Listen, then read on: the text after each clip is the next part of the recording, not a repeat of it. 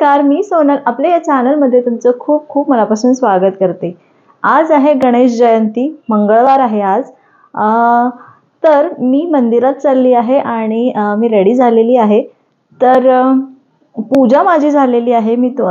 पूजा मी आज कशी केली, आज स्पेशल डे होता, म्हणजे गणपतीचा वाढदिवस होता। तर छानशी मस्त पूजा केलेली आहे। तर त्याची क्लिप मी इथे याच्यानंतर जोडते।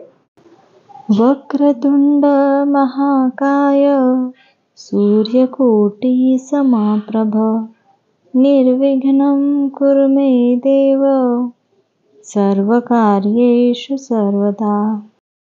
माझ्या देवाऱ्यात ही गणपतीची मूर्ती पितळेची आहे आणि ही माझ्या लग्नाच्या वेळेसची आहे। म्हणजे आमचं लग्न झालं तेव्हा माझ्या मम्मी पप्पांनी ही गणपतीची मूर्ती जसं देव देतात मुलीला, तर तेव्हाच ही माझ्यासोबत आलेली आहे। आज गणेश जयंती आहे, त्यामुळे या शुभ मुहूर्तावर म्हटलं गणपती बाप्पांचा अभिषेक करावा, म्हणून मी घरच्या घरी हा अभिषेक करत आहे।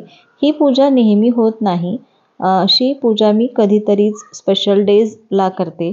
तर गणपती बाप्पाला मी पहिले गरम पाण्याने आंघोळ करून घेतली, मग दुधाचा अभिषेक केला, मग परत गरम पाण्याने छान आंघोळ करून घेतली, छान पुसून घेतलं आणि ही देवाऱ्यात ठेवून दिलेली आहे।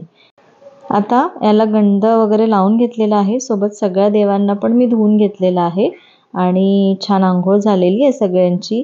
गंध झालं, फुलं वाहले आणि गणपती बाप्पांना दुर्वा नाही वाहणार असं तर होणारच नाही।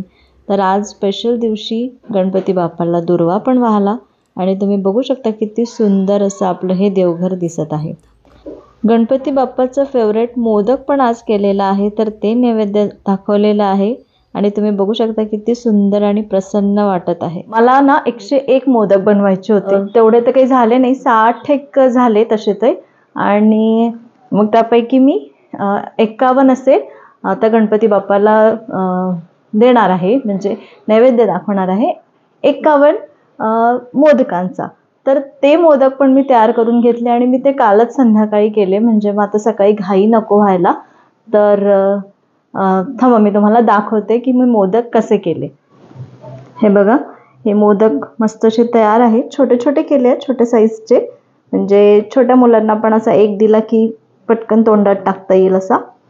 आणि आता मी हे घेऊन जाणार आहे। चला, तर मी आता तुम्हाला भेटते मंदिरामध्ये। तर मी आता पहिले मंदिरात जाते आणि नंतर तुमच्याशी बोलते। इकडे मी पोहोचली मंदिरामध्ये आणि तुम्ही बघू शकता किती छान पूर्ण पूजा मांडलेली आहे, होम हवन पण असतं आणि मस्त पेंडॉल टाकलेला आहे। हे श्री वरद गणेश मंदिर आहे। असा काहीसा छान परिसर आहे, अशी पूजा आहे।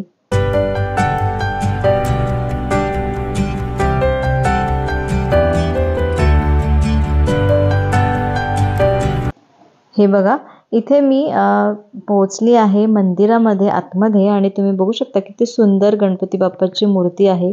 मी आणलेले हे मोदक पण दिले आणि त्यांनी मग मला हे परत दिले आणि मी म्हटलं मग परत हे सगळ्यांना वाटून द्या।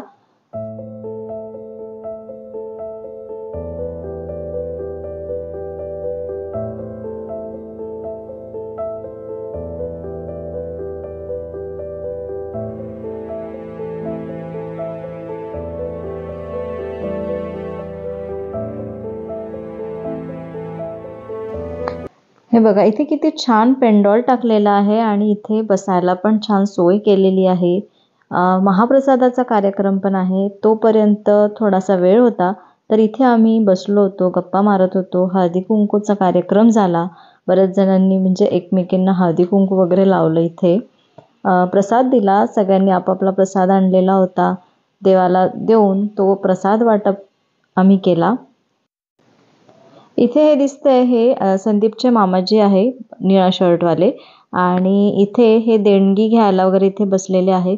2-3 जण बसलेले होते कार्यकर्ते, तर त्यापैकी मी पण इथे होती आणि म्हणजे मी पण देणगी दिली।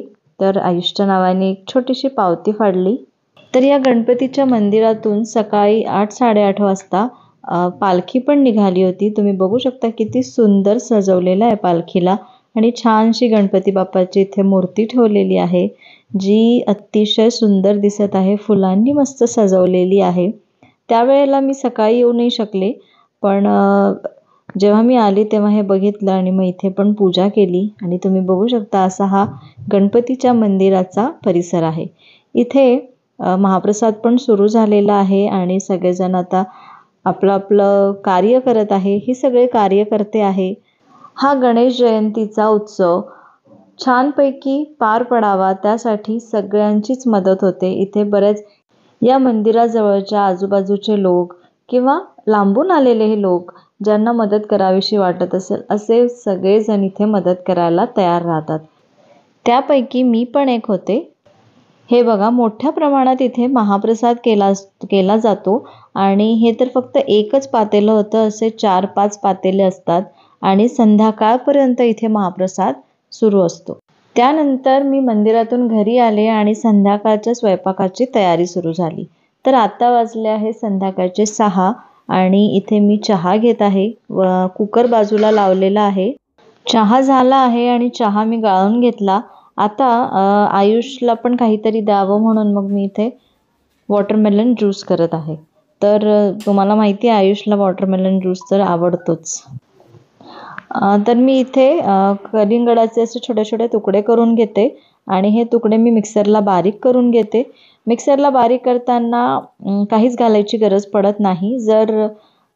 कलिंगड जर गोड नसेल तर साखर वगैरे घालायची गरज पडते, मग 1 चमचा साखर घालायचं. पण आता मी खाऊन बघितलं तर हा कलिंगड खूपच गोड होता, त्याच्यामुळे याच्यामध्ये साखर वगैरे काहीच घालायची गरज पडली नाही.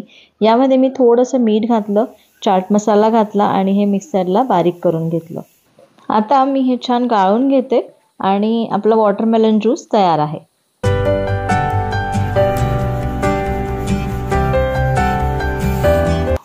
तर आता मी चहा घेत आहे आणि आयुष त्याचं ज्यूस घेत आहे.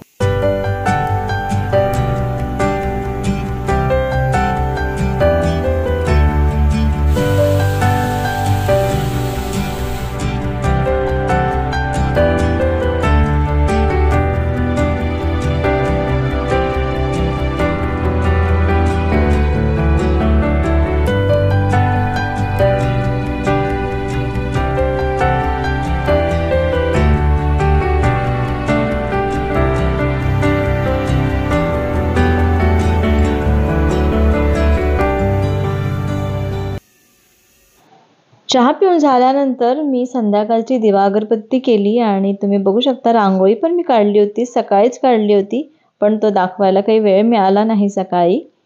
तर इथे मी छान सगळे दिवे लावून घेतलेले आहे, म्हणजे घरातली सगळी लाईट लावलेली आहे आणि दिवा अगरबत्ती पण झालेली आहे. तर तुम्ही बघू शकता किती छान प्रसन्न वाटत आहे घरात. इथे माझा कुकर झाला आणि मी कुकर बाजूला ठेवला आणि भाजी तयार करायला घेतली. तर भाजीसाठी मी कांदा, टोमॅटो, आलं लसूण पेस्ट एकत्रच बारीक करून घेतलं आणि त्यानंतर कढईमध्ये 2 चमचे तेल घेतलं, म्हणजे 2 पळी तेल घेतलं. त्यानंतर हा मसाला छान भाजून घेतला तेल सुटेपर्यंत. त्यानंतर यामध्ये मीठ, तिखट, हळद, धणे जिरे पूड हे सगळं घातलेलं आहे. प्रमाण तुम्ही तुमच्या आवडीने कमी जास्त करू शकता, आता मी इथे प्रमाण काही सांगणार नाही आहे. त्यानंतर याला छान मिक्स करून घेऊ. मिक्स करून झाल्यानंतर यामध्ये आपण थोडं पाणी घालू. आणि हो, ही भाजी कशाची आहे तर ही भाजी आहे पनीर आणि काजूची. तर थोडासा पनीर होता माझ्याकडे म्हणून मग थोडेसे काजू पण टाकले आणि जशी आपण नॉर्मली भाजी करतो त्या पद्धतीने केलं. जास्त काही खूप वाटण वगैरे तयार केलं नाही, नॉर्मली जशी भाजी असते तशीच केलेली आहे. आणि आता याच्यामध्ये मी काजू आणि पनीर थोडेसे फ्राय करून घेतले आधीच तेलामध्ये आणि ते यामध्ये घातलेले आहे. आणि हो, ही अशी भाजी करताना एखाद्या वेळेस काय होतं की पाणी वेगळं जातं आणि मसाला वेगळा जातो. तर अशा वेळेस आपण काजूची पेस्ट टाकतो किंवा आता काही जर नेहमीच्या भाज्या असेल तर आपण शेंगदाण्याचं कूट वगैरे लावतो. तर मी इथे काय केलं, एक तर तुम्ही काजू बारीक करून पावडर वगैरे जर तुमच्याकडे असेल ना तर मग ती 1 चमचा टाका, म्हणजे एक छान असा त्याला थिकनेस येतो आणि छान बाइंडिंग येतं, पूर्ण रसा एक छान मिळून येतो. नसेल तर मी इथे काय केलं, माझ्याकडे तीळ होती, भाजलेली तीळ बारीक करून होती, तिळचं पूड होतं, तर ते मी यामध्ये 1 चमचा घातला. त्यामुळे या भाजीला एक छानशी थिकनेस आलेली आहे. त्यानंतर वरून मी थोडासा गरम मसाला घातला. ठेवणीतला तुमचा कुठलाही गरम मसाला तुम्ही घालू शकता. आता मी आहे विदर्भातली, तर माझ्याकडे विदर्भ स्पेशल गरम मसाला असतो ठेवणीतला, मग तोच मी इथे घातला. थोडीशी कसुरी मेथी घातली, वरून कोथिंबीर घालायची आणि आपली ही काजू आणि पनीरची इन्स्टंट भाजी तयार आहे. आणि हो, तुम्हाला वरून आवडत असेल तर थोडी साय किंवा क्रीम वगैरे पण घालू शकता. भाजी फोडणी घालण्याच्या आधीच मी पीठ मळून ठेवलं होतं. मग इकडे भाजी पण झाली आणि पीठ पण छान मुरलेलं आहे. तर मी पोळ्या करून घेतल्या. आमच्याकडे संध्याकाळी फुलके असतात. सकाळी तेलाच्या पोळ्या किंवा तेलाचे पराठे मी करते, कारण मग ते बराच वेळपर्यंत नरम राहतात. मग टिफिनमध्ये द्यायला बरे पडतात आणि मी पण सकाळी स्वयंपाक करते, त्याच्यामुळे मग दुपारी जेवणापर्यंत ते जरा छान असे मऊ राहतात. म्हणून मी सकाळी तेलाच्या पोळ्या करते किंवा काय म्हणतात त्याला चपाती, आणि संध्याकाळी मी फुलके करते. मग कधी फुलक्यांना तूप पण लावलं जातं किंवा कधी नाही पण लावलं जात. तर हे बघा, अशी आपली नैवेद्याची थाली तयार आहे. तर म्हटलं रात्री व्हिडिओला एंडच केलं नाही आपण, तर मग आता सकाळी एंड करूया. आणि आता वाजले 9, माझा चहा वगैरे झालेला आहे.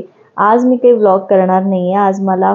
आज बुधवार आहे, तर आज मला एक व्हिडिओ अपलोड करायचा आहे सोनल्स रेसिपीजवरती. तो छान व्हिडिओ आहे. हा व्हिडिओ येतपर्यंत तो व्हिडिओ ऑलरेडी सोनल्स रेसिपीजवरती आलेला राहील, तर तो नक्की जाऊन बघा हा व्हिडिओ झाल्यानंतर.